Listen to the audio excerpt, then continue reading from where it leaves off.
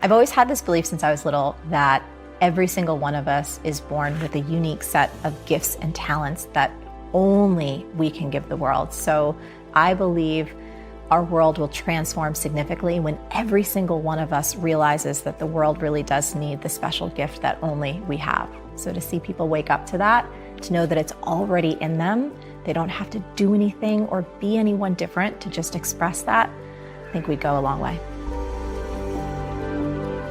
A lot of people ask me, what's the difference between fear and intuition? Like fear, a fear that you should actually move through. It's an opportunity for you to grow. It's something that you actually want to do, but you're just afraid of failing. Or what if it's your intuition telling you this is the wrong move? So what I like to do is I give people a very simple test, how to decipher the difference between that fear and intuition. Here's how it works. I try and check myself before I wreck myself. I go, there's gonna come a day where you're gonna flash back on this moment and wished that you just gave him a hug, or wished that you went in and said, I love you. It's coming for all of us.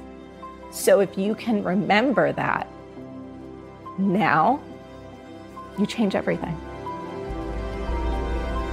When I first started as a business person, I was 23 years old, and I was so insecure.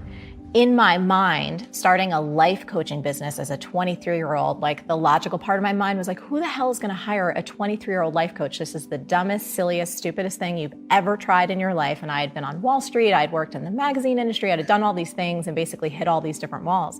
I felt like I didn't fit in. You know, I was trying to live into this idea of who I thought a businesswoman would be, and it was lifeless. I wasn't getting anywhere because I wasn't being me.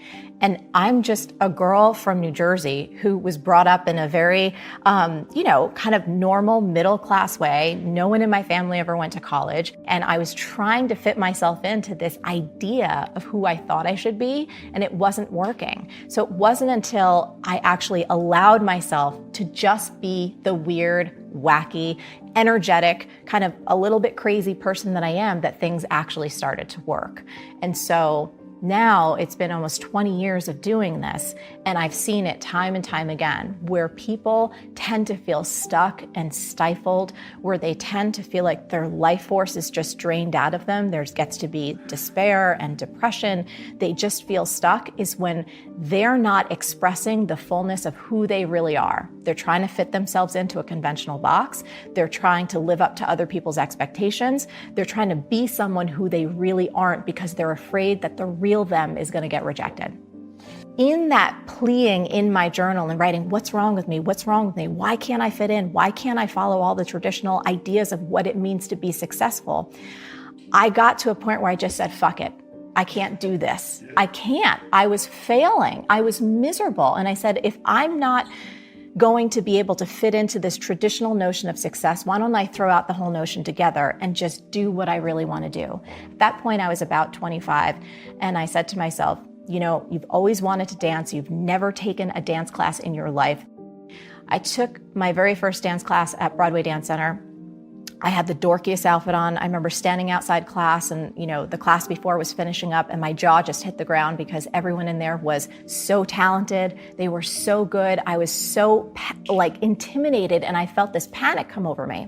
Cut to me going into the class, hiding in the back, getting down on the floor to start the warm-up, and the music came on.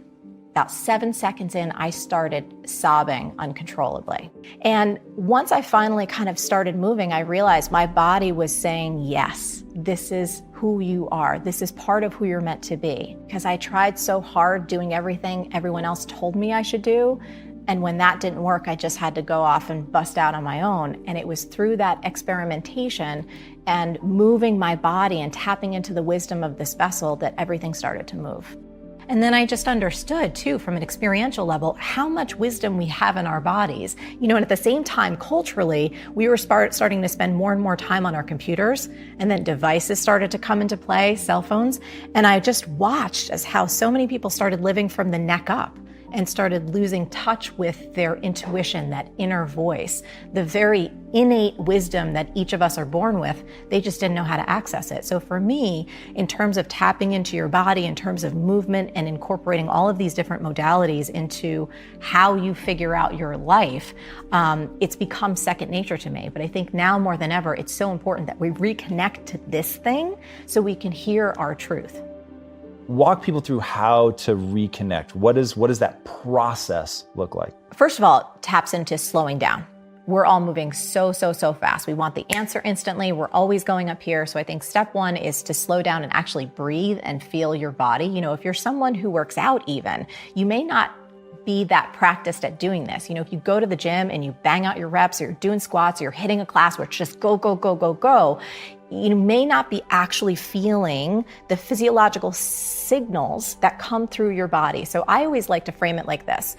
A lot of people ask me, what's the difference between fear and intuition? Like fear, a fear that you should actually move through. It's an opportunity for you to grow. It's something that you actually want to do, but you're just afraid of failing.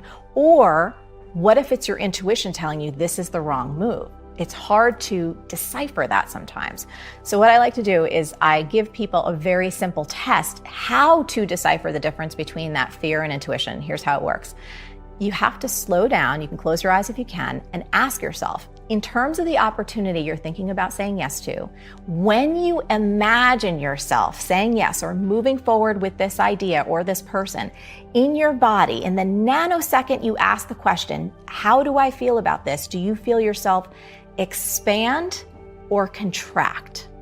This is a tiny micro movement of feeling within you. Expansion might feel like lightness, joy, excitement, fun, all of those feelings where you almost perceive your body moving forward in space ever so slightly.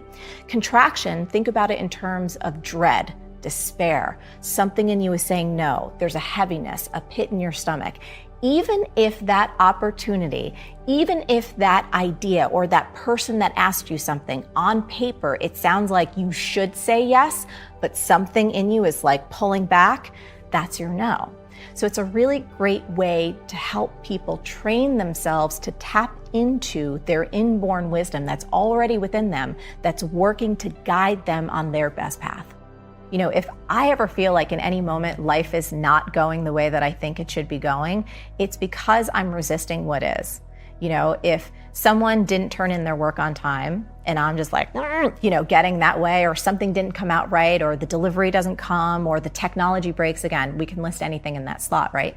It's me arguing with reality. I'm making myself miserable in that moment because I'm choosing to argue with what is. That's always a losing proposition.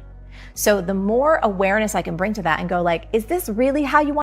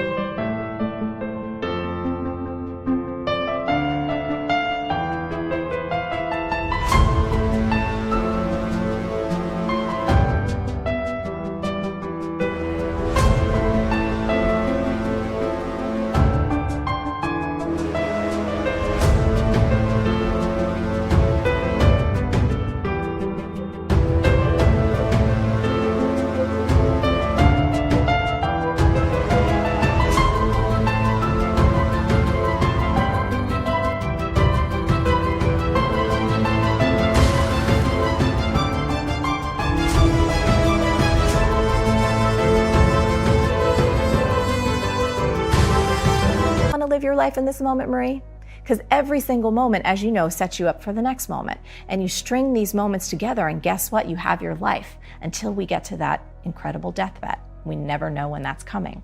So every single moment is an opportunity for us to check ourselves before we wreck ourselves. And so I just try and play the game. If I'm miserable, if I'm upset, if I'm angry, if I'm cranky, it is my responsibility because it's based on what I'm thinking or believing in that moment. It's not the outside world causing me to feel this. It's what I'm doing up here that's making me have that reaction. And if I'm the problem, I am also the solution.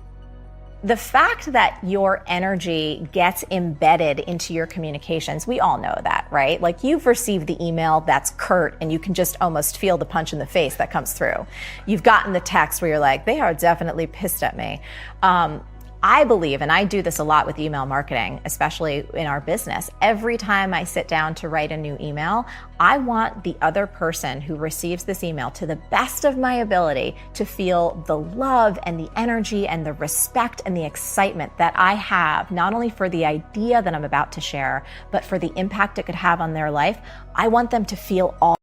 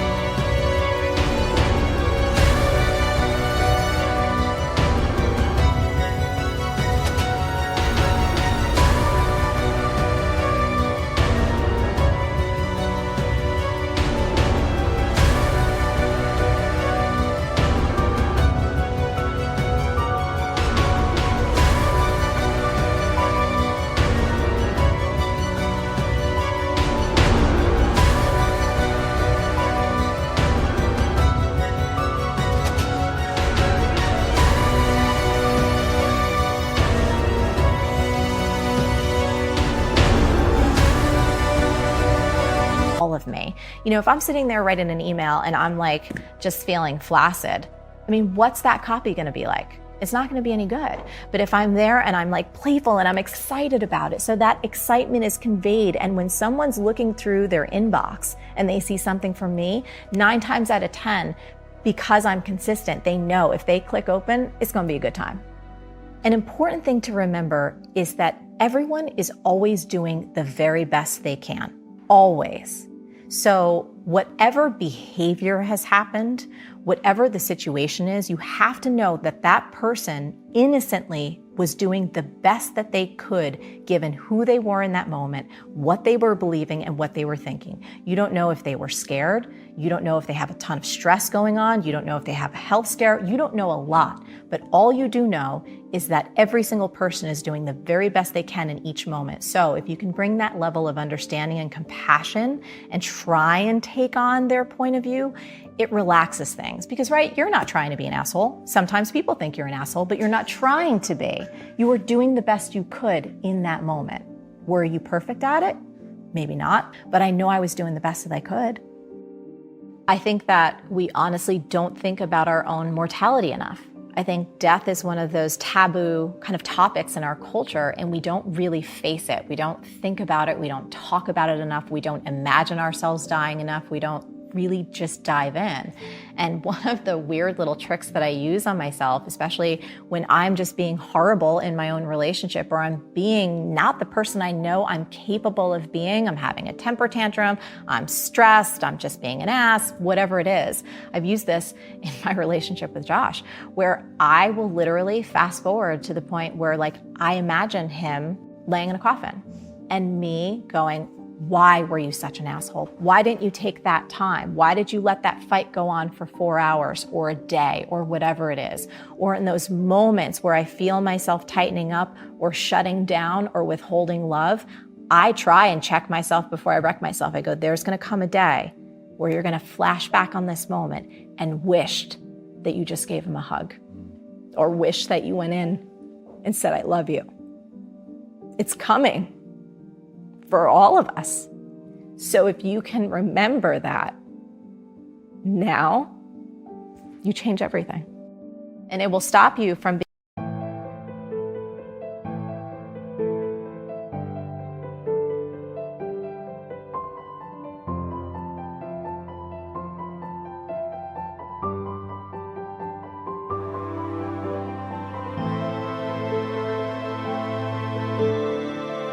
being in a temper tantrum. And you can use that same notion. Again, some people might say this is incredibly morbid. I say it's incredibly inspiring. I say if you can use it to wake yourself up out of that slumber of staying in your temper tantrum, or being pissed at your parents, or pissed at your friends, or pissed at someone who, again, if you can see them as an innocent doing the best that they possibly could with whatever tools and understanding and beliefs and thoughts that they had in that moment, you can find a way to transcend, to reconnect to your heart, and to be that love that you really are.